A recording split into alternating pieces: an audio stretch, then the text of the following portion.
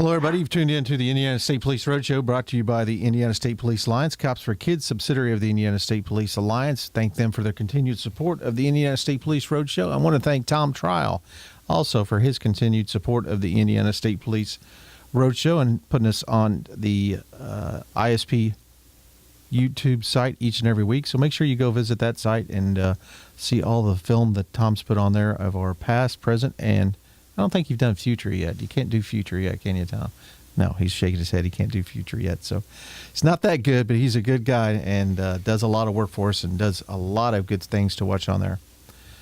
Corey Burfield, thank you for being here. Oh, you're welcome. I appreciate you coming in. We drug you out of here working and give him a call, and he's Johnny on the spot and come in very quickly without even a hesitation to talk about something that we've never talked about, I don't think, on this. No, I don't think we've ever talked about this. I think this has been on Roadshow, and it's about our honor guard. And we've had honor guards throughout the state police history, but it's really picked up here with this administration, hasn't it? Yes, it has. Yes, it has. Thankful to this administration that allows us to actually become a certified specialty team under the state police now that we are recognized as a specialty team. Yeah, there are specialty team pins and everything Correct, that you sir. wear because Yes, there are. There's a lot of preparation and things that goes into this, isn't there? Yes, there are. There's a lot of training, a lot of protocols that you need to do, and just special ways that we represent ourselves and the department. So how did this get started? What actually happened and how does one become a part of the honor guard?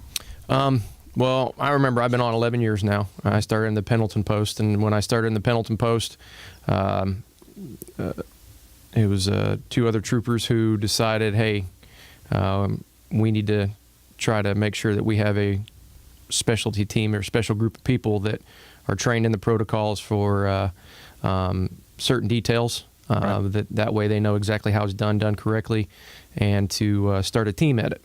So I believe it was in 2009 when I heard about this. I was like, this is a great opportunity. This is something that I've always had respect for, and seeing honor guard and doing things on other details, and I thought, hey, why not do it? So since 2009 I've been on the honor guard as a member, and then in 2015 I actually became the central team leader for the State Police Honor Guard, in which I cover Indianapolis, Putnamville, and Pendleton districts.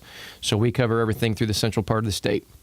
And there's also a north team and a south team, and as we ended up joining everything together, it decided that we needed to have better training into it, to know exactly what we needed to do when we needed to do it. So again, in 2015,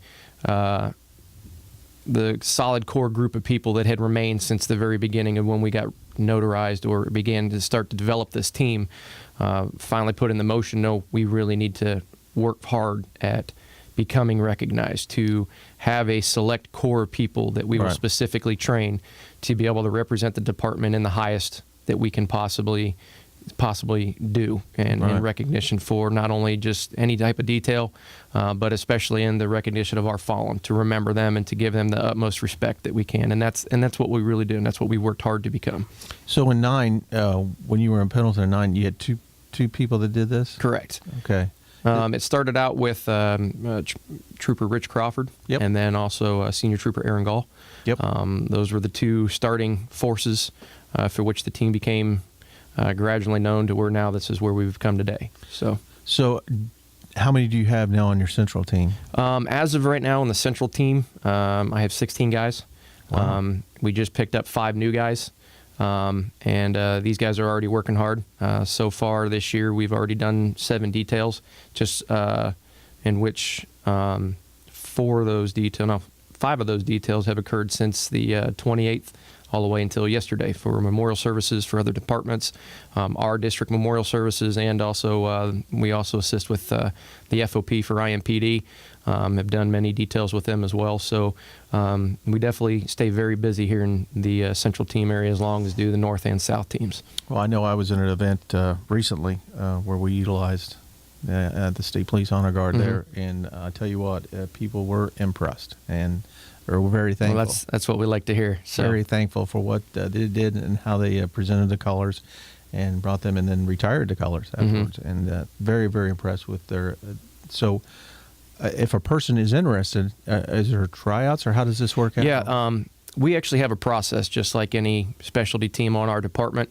You have to put forth on the road, do your road duties, do what you need to do, prove that you can handle the, additional workload from your regular everyday duties on the road, and then also adding additional time for doing these duties for your training and other details. Right. Have a good rapport with your fellow teammates on the road, and which would lead to your work with the team members actually on the team, to which then you fill out a memo through department chain saying I request to be on to the honor guard, which has to go through your sergeant to the lieutenant, all the way up through the area captain, all the way up to the chain, to where it is endorsed, saying yes, we accept this person to be on. I also read through them too.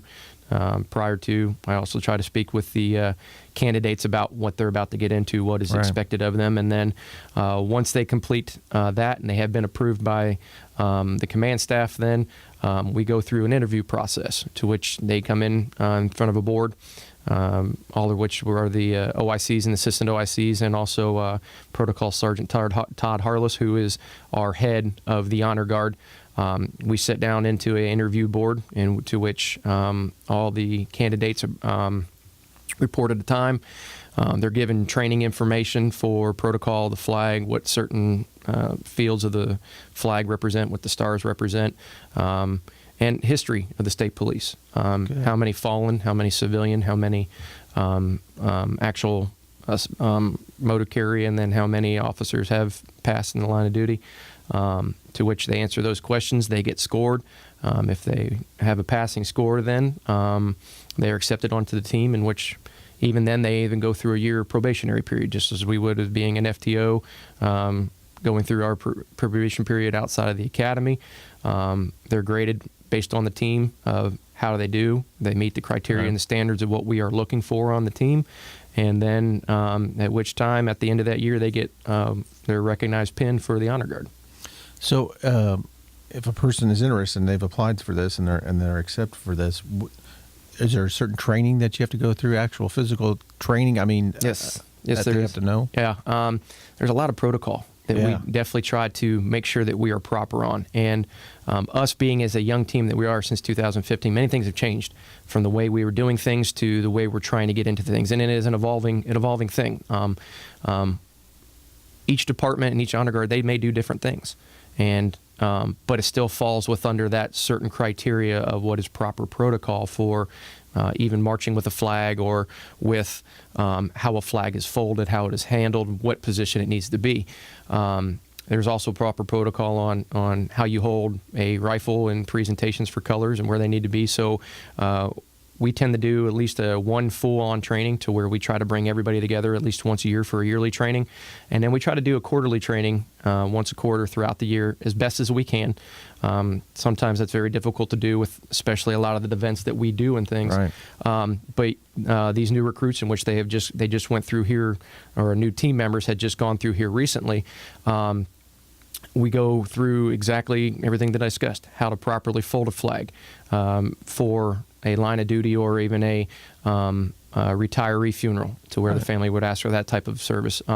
We do what are known as casket watch, or exchanging of the guard, where we stand guard 15-minute intervals at a funeral service, and all the way to the way we march, how we do everything slow, how we salute, and things are a lot different than what you would normally do on a regular day basis. So does each person, are they fluid in each part of that? So you're not just a rifle bearer, or whatever you refer to them as a flag bearer, or do they know each part in case they have to step into that? Yes.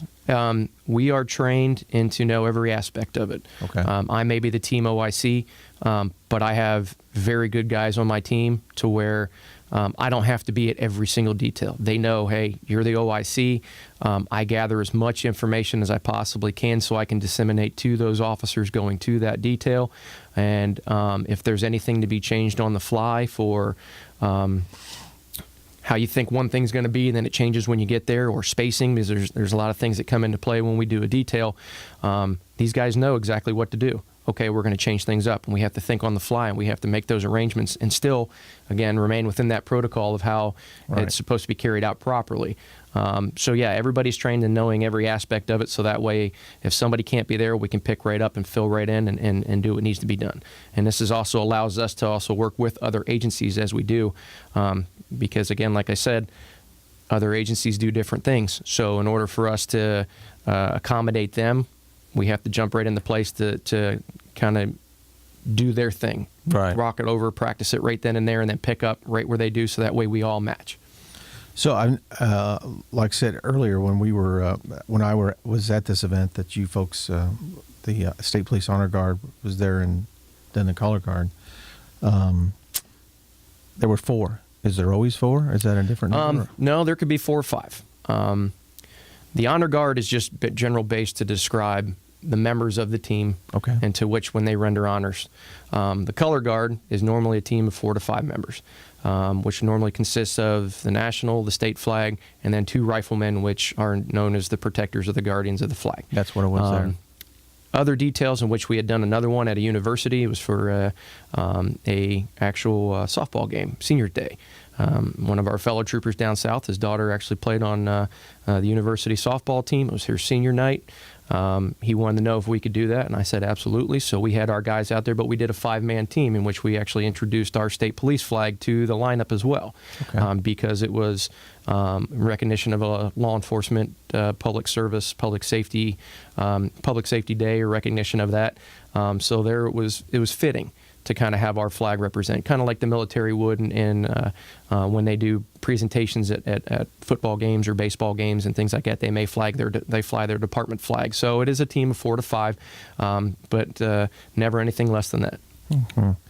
Well, again, you're listening to the Indiana State Police Roadshow, brought to you by the Indiana State Police Alliance. Cops Are Kids, a subsidiary of the Indiana State Police Alliance. We're talking with Trooper Corey Burfield from Indianapolis Post, and we're talking about the ISP Honor Guard, which is it's been around for ages, I'm sure, but it's really picked up here last, like I said, during this administration. It's really taken off and is seen a lot throughout Indiana.